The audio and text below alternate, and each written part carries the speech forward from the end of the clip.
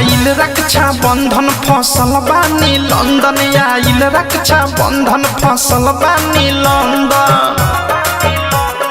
हो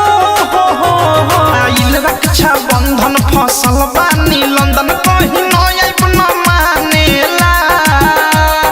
रोता छोटकी बहिनिया राखी बांधेला रोता छोटकी बहिनिया राखी बांधेला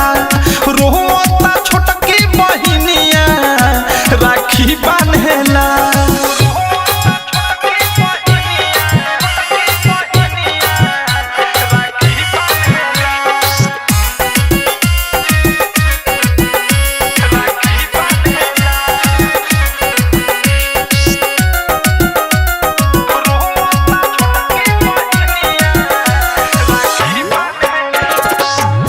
ससुरी अपना दुलरी के दिल हो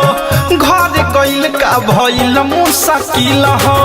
कैसे तुरी अपना दुलरी के दिल हो घर गइल का भइल मुश्किल हो महना कर देहनी तरुसल बा हमसे सुनो फोनवे पगुर छानेला रोता छोटकी बहिनिया राखी बांधेला राखी बांधेला रोता छोटकी बहिनिया राखी बांधेला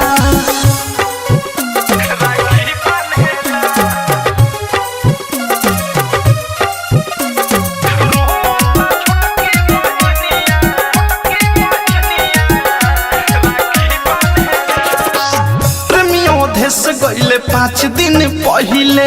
मिठू मिसाइले अनुराग तो से कहिले प्रेमियों देश गइले 5 दिन पहिले